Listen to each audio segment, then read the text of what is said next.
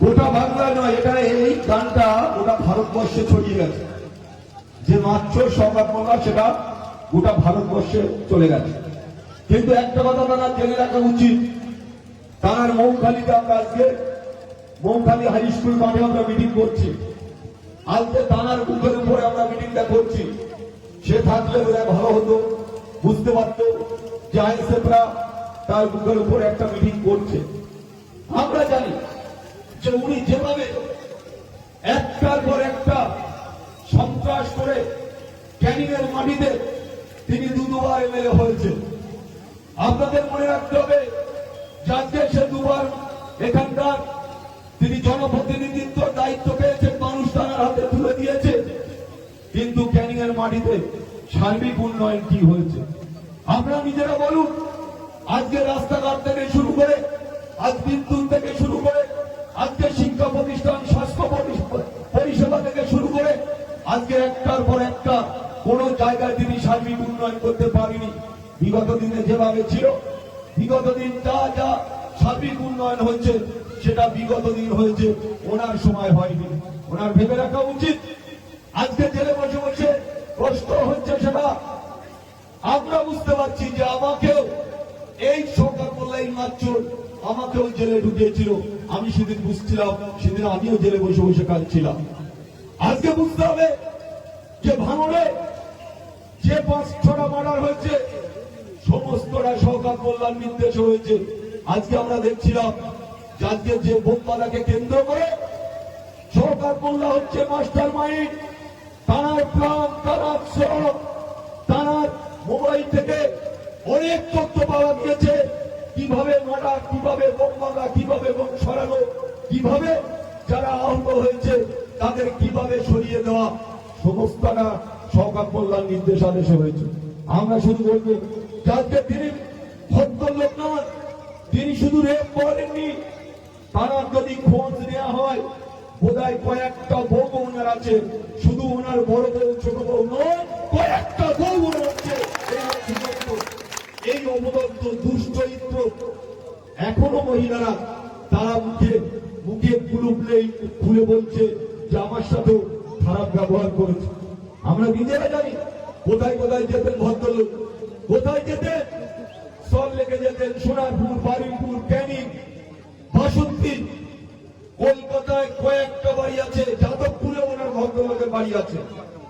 ওনার ফ্যামিলির কালচারটা দেখুন।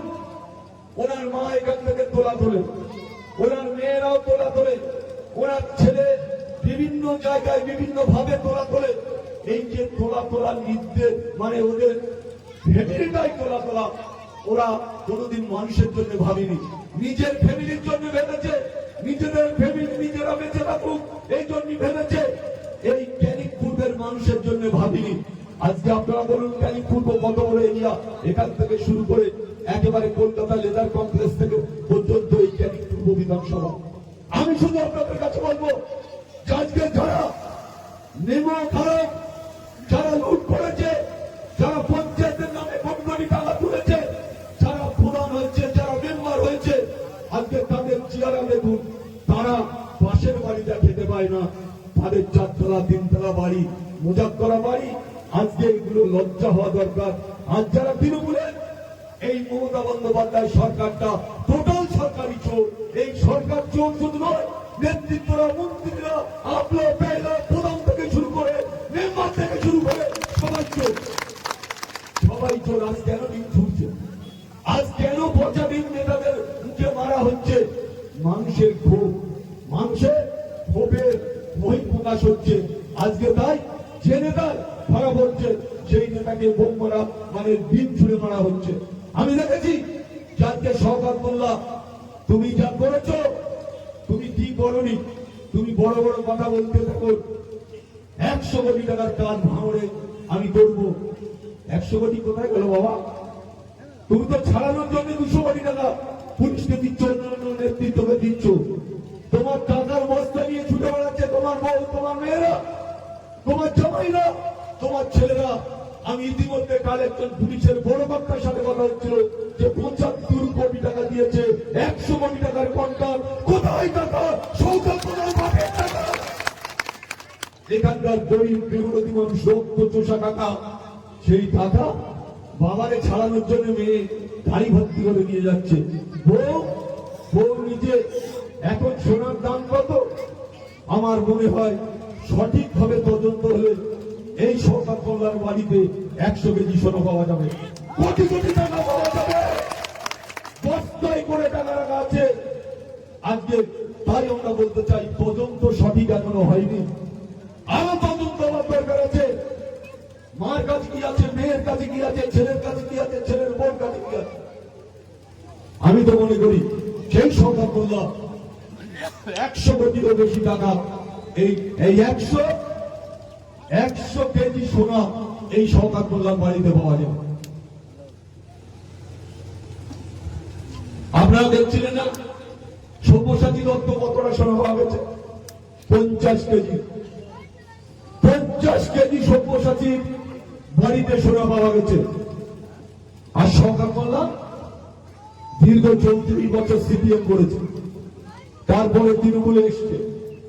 তৃণমূলটা এমন করেছে, অভিষেক বন্দ্যোপাধ্যায় টাকার বস্তা দিয়ে কিনে নিয়েছে। উনি যখন যুব প্রেসিডেন্ট ছিলেন দক্ষিণ ২৪ পরগনায়, ৬৪ জন তৃণমূলের যুব ছেলেরা খুন হয়েছে। আপনাদের পাশে বাসন্তী ২২টা তৃণমূলের যুব ছেলেরা খুন হয়েছে। গোসবা, বাসন্তী, জয়নগর, কুলতলি, আজকে সাগর, পাথর প্রতিমা থেকে শুরু করে বিভিন্ন ব্লক, বিভিন্ন বিধানসভায় একটার পর একটা খুন করেছে। সেখান থেকে কোটি কোটি টাকা তুলেছে। যে খুন হয়েছে তার কাছ থেকে টাকা নিয়েছে, আর যারা খুন করেছে তাদের কাছ থেকে টাকা নিয়েছে। এই সংবাদ করলো আপনারা জানেন।